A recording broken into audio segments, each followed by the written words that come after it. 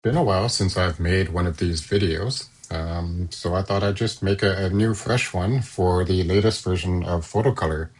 So this is PhotoCuller version 1.1, which has just been released, and it's included some big new updates, and I just wanted to give a demo, especially for all of those that haven't seen the prior videos. I think it's been about 4 months or so since I released one. So yeah, just going to give you a quick little tour. So this is PhotoCuller. I'm sure many of you have had the opportunity to try it already. And for those of you who haven't, yeah, here's a quick overview. So on the left side, we have folders here where you can pin your folders where your photos are. So in my case, I just have a few folders here. You can expand a tree and select any folder you want. Below that, we have external volumes. So this untitled is an SD card that I currently have in my MacBook Pro here. And below that is volumes. So these connect to network shares. And so I've added direct integration with network volumes. So you can attach to your Synology NAS or Ugreen or whatever brand you may have. And then below here is the Apple Photos integration, where you can load in photos from your Apple Photos library. So I'm just going to start by loading in this SD card here. So you can either expand it and view the contents below it, or you can just right click on the menu and load all the subfolders. As you know, a lot of cameras tend to put things inside of multiple folders. In this case, it's coming from a Fuji camera. So here is the grid loaded from the SD card. As you can see, I've kind of been in here before, so you see a few photos that have some ratings applied to them already. So PhotoCuller does persist your ratings and flags, and it does that via a mechanism called XMP sidecars. So those are little files that get written alongside your raw images that contain all the metadata about your photo. And this is kind of an industry standard file that works across many other photo apps. So apps like Lightroom, Adobe Bridge, Photo Mechanic, etc., can read these files and carry over all of your rating information. So in this new 1.1, I've added a big new feature with side-by-side comparison. So that's kind of the main thing I want to highlight in this video, since it's kind of targeted towards people who have already tried the prior version. So when you open up a full screen or full view of an image, I've added a lot of customization options to this window now. So the usual, you can use the shortcut keys, 1, 2, 3, 4, 5, or Shift 1 to do color labels, etc. So all of that still applies. And there's now a new key binding called Q, which opens up a side-by-side view. And here's where you can compare images next to each other to see which one you like most. And so I can select different photos here, and you can hit tab to select to the other panel and select another photo. And then you can kind of do side-by-side comparisons. So tab will switch between the different panels like so. I've also made the film strip collapsible. So you can just kind of collapse it here, or you can click on the button over here to collapse. And another feature that I've added is the ability to set where you want the film strip to be. So the previous versions, it was fixed along the bottom, but I understand some people may have preferences. Some might want it on the left side, some might want it on the right side, or some may want it on the bottom. And I'll show you in a moment where those settings are. So this is kind of the new quick view. So I think it's a lot better. And again, Q is the toggle for toggling it on and off. So you can go back to the single view just by hitting the Q button again. So here I am going through this SD card that I have loaded. Just kind of a photo walk I took around Bangkok, which is where I'm currently living. So that's the new full view. So I want to show you some of the customization options. So up here in the top left corner, there's a settings icon. And you'll notice that this has expanded quite a bit since the initial 1.0 release that I did the other week. So While I'm here, I'm going to take an opportunity to explain some of these settings, because I think many of you may have missed all of the advanced settings within this menu here. And I still need to go through the documentation and make sure everything's up to date as well. So the key ones to note here is the star rating keys and color label keys. So there's one that says always set, and you can change it to toggle on off. And just to kind of give you an idea what that means. So if I go here and I press 3 to rate it, and I keep pressing the 3, you'll notice it doesn't toggle 3 away. Instead, you have to press the clear key, which is the dash or hyphen, to clear it. Now, that's not behavior everyone likes. So in the settings here, you can actually set this to be toggle. And what that will do is make it so that if I press 3, it will toggle it. And if I press 3 again, it will toggle it off. If I press 4, it will change to 4. If I press 4 again, it will toggle it off. So that's kind of what that setting does. I think the rest of them here are pretty self-explanatory. The color label is exactly the same, just for color labels. In terms of other new features, so in the full view, here you can adjust your film strip position. You can put it along the bottom, left or right. And here you can customize what shows up in the metadata panel. So you can choose exactly what information is important to you and have it shown here. You can also reorder it. So by clicking this little drag handle here, you can rearrange how you want them to be ordered within the metadata panel. The other thing here is external editors. So here you can add other editors. Let's say if we go ahead and add some other ones just for demonstration purposes. These also can be rearranged. I'll show you that later.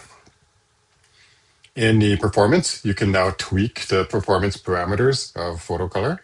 So PhotoCuller does a lot of caching behind the scenes to help make things really quick. And here you can adjust these parameters. If you feel PhotoCuller is using too much memory on your computer, you can then dial these settings back. Another one here is network volumes performance. If you feel it's a bit too slow over your network share, or maybe it could be faster, you can tweak these parameters here. And that's basically the gist of the settings here. I won't cover the other ones since they're all pretty self-explanatory. So one of the other new features that was added was edit in features. So you can right click any image and you'll have the option here to edit either the raw. So we'll use the extension of the pair. In this case, it's a Fuji RAW file, which is their raw format. So you can choose to edit this in either one of these apps. There's also the edit JPEG, which will open a JPEG. There's show in Finder, which will open and select those photos in Finder. Another new feature that I just added is copying and moving within the grid. So now you can select a range of images here, and you can do copy and move. And it's pretty similar to the export workflows, except it's more of like I guess it's an on-demand workflow that you can run at any time. It has a lot of the same functionality. You can copy or move, choose your folder. You can do the templates for what the folder name should be, the file name, how you handle existing files, assigning a color label into Finder, targeting which file you want to export, if you want to include the XMP files or not. So in this case, this is going to my pictures directory, and I'll just call it video test. And I have 10 images selected here. So this will copy these images off my SD card into that folder on my in my pictures directory. So this lets you easily copy your stuff anywhere you want to or move them without having to run a whole workflow.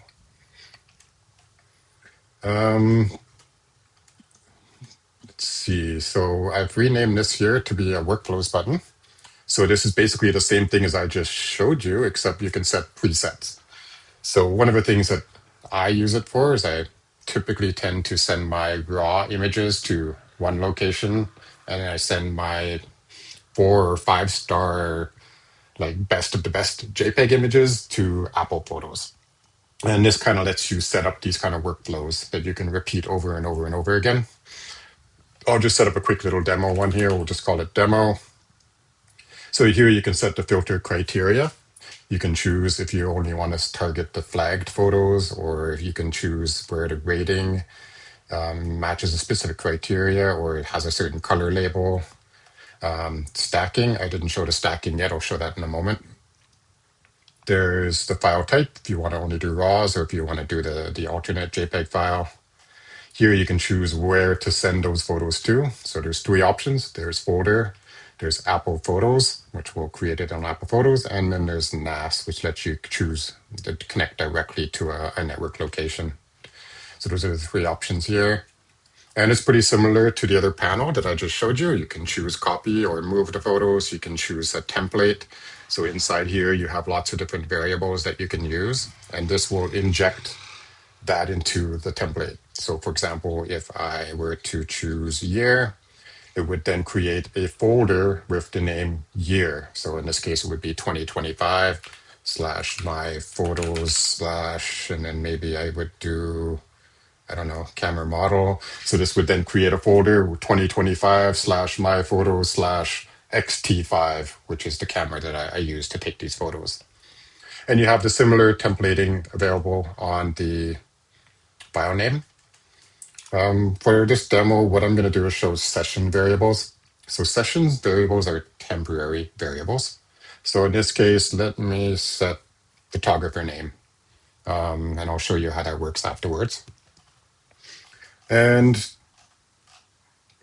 yeah, in this case, I have to pick a folder. So let me just pick my pictures folder here, and we can then save this pipeline. So again, we can add another pipeline, one for Apple Photos or different targeting, and these pipelines will run at the same time when you export your photos. So basically, you can do your whole culling session, do your rating, get rid of the things you don't want, and then you can then use this workflow to, I guess, send them where the final destination should be. Now here you'll see the session variable. So this is a variable that needs to be set. So if I put in Jeff here, then it will then set that variable as Jeff in the export pipelines. So that's how those session variables work. So there's a few different presets that you can use, such as the name or the location or project, etc. So that's kind of how that works. Let's see. Yeah, there's the reject flag. You can delete photos in place, move to trash, and I believe there was one more thing here that I wanted to demo. It's escaping my memory now. No, I think that was it. So the other thing is all of these act as filters on the left side. So you can see all the different ISO values that I've taken, for example. And if I just want to drill down to ISO 800 photos, it will load those photos here. And again, everything else here is a standard filter that you can use. Clicking on it again will unset that filter. And of course, you have all your metadata information down here. So I think that's the gist of PhotoCuller 1.1. So the biggest addition being this new side-by-side. Again, just maybe give a quick demo of setting the film strip position on, say, the right side. If I change that to right, now you'll notice the film strip is on the right side here. Yeah, so I think that's the gist of it. So what's coming next in PhotoCuller is I have a metadata editor panel in the works, and it's covering the whole IPTC standard, which is kind of a journalistic standard for doing metadata on photos. It has a basic version for more basic workflows and also an advanced version, which covers, there's a lot of different parameters that can be set there. So it basically makes in line with a really powerful app photo mechanic in terms of its feature set. And you can set keywords. You can set like the copyright or the location. You can adjust your GPS location on images. It has a little map. And all of these would then carry over into Apple Photos as well when you set them there.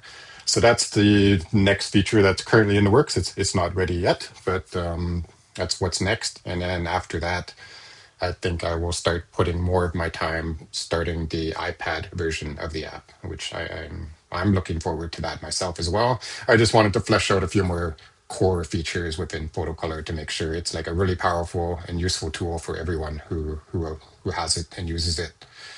So that's all. So thank you for taking the time to watch this video. And if you have any questions, just feel free to reach out to me directly at any point. I'm always available to answer any questions. And thank you for your interest in PhotoCuller.